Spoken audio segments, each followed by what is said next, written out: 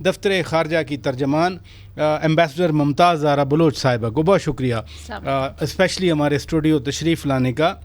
اتنا بڑا حادثہ ہوا, سب سے پہلے تو مجھ سے سوال کیا جاتا ہے کہ یونان کے کوسٹ گارڈ کا کردار بڑا مشکوک ہے, کیا ہم نے یونان کے ساتھ یہ معاملہ اٹھایا؟ دیکھیں جی, اس میں ایک آپ کو میں کلیریفائی کرنا چاہوں گی کہ بہت ساری رپورٹس ہیں کہ یہ حادثہ کیوں ہوا, یہ کشتی کیوں اتنی اوور لوڈڈ تھی, کہاں سے چلی, کون لوگ سوار تھے. یہ بہت سارے سوالات ہیں جو ہم ساروں کے ذہنوں میں ہیں, اور اس پر انویسٹیگیشنز اوپن کر دی گئی ہیں, اور گریس کی حکومت بھی اس پر ایک انویسٹیگیشن کر رہی ہے. تو ہم سمجھتے ہیں کہ اس پر تنقید یا اس پہ تبصرہ کرنا حکومت پاکستان کی طرف سے قبل از وقت ہے. جب یہ رپورٹ سامنے آئیں گی, کلیئرٹی ہوگی, پھر ہم اس پر اپنا تبصرہ کرنا مناسب سمجھتے ہیں. مجھے یاد ہے وزیر خارجہ بلاول بھٹو زرداری صاحب نے یونان کے وزیر خارجہ سے بات بھی کی تھی, تو اس بات چیت کے دوران انہوں نے کوئی پرومس کیا, انہوں نے تحقیقات سے آگاہ کیا, بات چیت ہوئی کیا تھی؟ دیکھیں, وزیر خارجہ کی جو اپنے ہم منصب کے ساتھ بات چیت ہوئی, اس میں سب سے اہم چیز جو ہم نے ہائی لائٹ کی وہ یہ تھی کہ جو پاکستانی ہمارے سسپیکٹڈ ہے کہ شاید اس کشتی میں سوار تھے, جو مسنگ ہیں, لاپتہ ہیں, یا خدا نخواستہ وفات پا گئے ہیں, ان کی بازیابی کے لیے ہم کس طرح سے مل کر کام کر سکتے ہیں, وہ اس وقت ہماری اولین ترجیح ہے. اور جو ڈیڈ باڈیز اب تک ریکور ہوئی ہیں, ان کی شناخت کے لیے کس طرح دونوں ممالک مل کر کام کر سکتے ہیں, اور جلد سے جلد اس کا تاکہ ریزلٹس سامنے آئیں, اور جو فیملیز ہیں جو تکلیف میں ہیں ان کو بہت جلد ایک جواب مل سکے, کیونکہ یہ ان کے لیے جو فیملیز ہیں ان کے لیے ایک بہت ہی مشکل ٹائم ہے. تو اس لیے بڑا ضروری تھا کہ وزیر خارجہ خود بات کرتے اپنے ہم منصب سے, اور ان کو ہمارے جو تکلیف ہے اس کا اظہار کرتے, اور ان کے ساتھ مل کر اس پر ڈسکشن کرتے. جو گریس کے وزیر خارجہ تھے, انہوں نے یقین دہانی کرائی ہمارے وزیر خارجہ کو کہ حکومت یونان پوری طرح پاکستانی حکومت کے ساتھ اس پر کوآپریٹ کرے گی, اور جلد سے جلد یہ جو ہمارے کنسرنز ہیں ان پر ہمارے ساتھ مل کر کام کرے گی. آپ نے بڑی اچھی بات کی کہ جو اصل پیرنٹس کے جو کنسرن ہے, ان کا غم ہے. مثلا ایک ماں ہے, وہ انتظار کر رہی ہے, پتہ نہیں اس کا جوان بیٹا زندہ ہے یا نہیں ہے. جس باپ نے ان اسمگلرز کو 25-30 لاکھ روپے دیے, اس کو بھی پتہ نہیں ہے اس کا بیٹا زندہ ہے یا کون ہے. کتنا ٹائم ویسے لگ جائے گا ڈی این اے ادھر لینے میں, پھر وہاں ٹرانسمٹ کرنے میں, پھر اس کو میچ کرنے میں, کیونکہ زندہ ہیں یا خدا نخواستہ نہیں ہے, کچھ پتہ تو چلے خاندانوں کو. جی, آپ کی بات درست ہے. ابھی آپ جانتے ہیں کہ تقریباً 104 لوگوں کو نکالا گیا زندہ, جن میں سے ٹوٹل 12 پاکستانی تھے. یہ ایک آپ کو ریشو بتاتا ہے کہ کتنے پاکستانی تھے اور کتنے اور بھی ممالک کے لوگ تھے. اسی طرح سے جو اس وقت ڈیڈ باڈیز نکالی گئی ہیں وہ سارے پاکستانی نہیں ہیں, وہ کسی بھی نیشنلٹی کے ہو سکتے ہیں.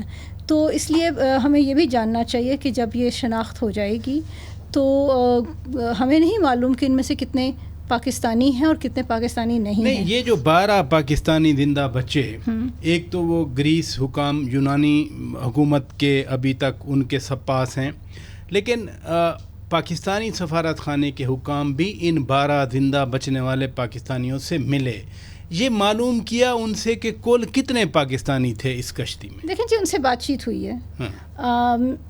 اصل کاؤنٹنگ تو کسی نے نہیں کی, اور سب کے طرف سے ڈفرینٹ نمبرز بھی آ رہے ہیں, اور یہ نارمل ہے جب اتنے سارے لوگ ہوں تو آپ گنتی کرنا ایک کراؤڈ میں بہت مشکل ہوتا ہے. اچھا, پھر نہ پیپرز ہیں, پتہ نہیں جعلی ہیں یا اصلی ہیں, نہ کوئی ڈاکومنٹیشن ہوئی ہے, پتہ نہیں, نہ کسی نے بورڈنگ پاس لیا, ایگزیکٹلی, نہ کوئی ویزا یعنی پیچھے کوئی ریکارڈ نہیں ہے, نہ کوئی ایئرپورٹ والا امیگریشن والوں کے پاس یہ وہ لسٹ ہو کہ 150 بندہ پاکستان کا ہے, 200 بندہ. لیکن یہ کچھ تو بتاتے ہوں گے رف سا ایسٹیمیٹ کہ کتنے پاکستانی تھے اس جہاز میں. دیکھیں, ہمارے پاس ڈفرینٹ آئی ہیں فگرز، لیکن ہم ان پر بات ابھی نہیں کرنا چاہتے کیونکہ وہ کنفرم نہیں ہے.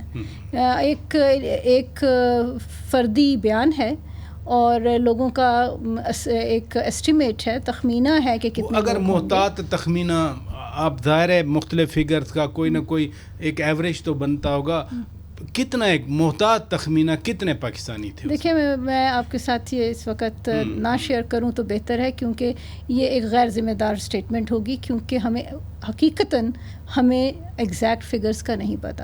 ہاں یہ حقیقت ہے کہ بہت سارے لوگ ہیں جنہوں نے پاکستان میں اس طرح کی آپ کے ساتھ اور بھی جو ہمارے نیوز کے رپورٹرز ہیں ان کے ساتھ اور حکام کے ساتھ یہ خدشہ ظاہر کیا ہے کہ ان کے بیٹے یا ان کے بھائی اس کشتی میں سوار ہیں.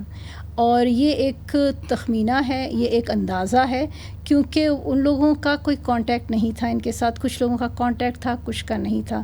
اور یہ بھی ابھی کلیئرٹی نہیں ہے کہ واقعی جن لوگوں کی بات ہو رہی ہے واقعی اس کشتی میں سوار تھے، کوئی اور کشتی. ایگزیکٹلی. اور جو ہیومن اسمگلر تھے لیبیا میں یا ایجپٹ میں، وہ کہہ سکتے ہیں کہ جی اسی کشتی میں ہم نے سوار کر دیا، خدا نہ خواستہ وہ ان کو نقصان نہ پہنچائیں.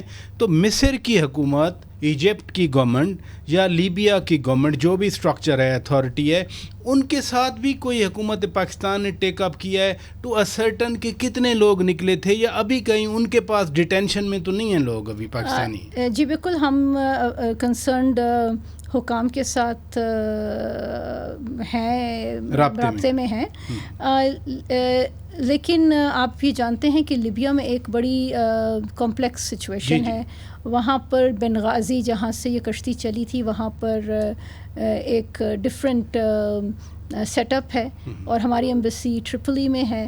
تو وہ اس طرح سے ہمارے وہاں پر جو بھی انفارمیشن لینی ہے اس میں کافی چیلنجز کا سامنا ہے، اور اس میں ہم ریڈ کراس کی بھی مدد لے رہے ہیں، اور بھی ہمارے جو یونائٹڈ نیشنز اور ہمارے فرینڈلی کنٹریز ہیں ان کے ساتھ بھی بات چیت جاری ہے. اسی کانٹیکس میں ڈی این اے مانگا گیا ہے، مثلاً جن کے بچے ہی کہوں گا، جن کے نوجوان غائب ہیں، لاپتہ، وہ کہہ رہے ہیں کہ جی گجرات کے سب سے زیادہ ہیں، پھر شیخوپورہ کے آگے، وہ ڈی این اے کس کو دیں؟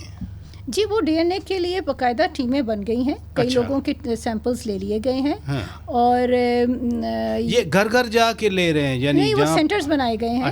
اور وہاں پر کلیکشن ہو رہی ہے، اور اس کی ڈیٹیلز آپ کنسرنڈ حکام سے لے سکتے ہیں. اور وہ ڈی این اے میرے اندازے کے مطابق بہت سارے کمپلیٹ ہو بھی گئے ہیں. اچھا، دیے ہیں لوگ. ہاں جی. اب اس کے بعد ان کی لیب میں ان کی ایک رپورٹ جنریٹ ہوگی. ٹھیک ہے. وہ رپورٹ ہم گریس کے حکام کے ساتھ شیئر کریں گے.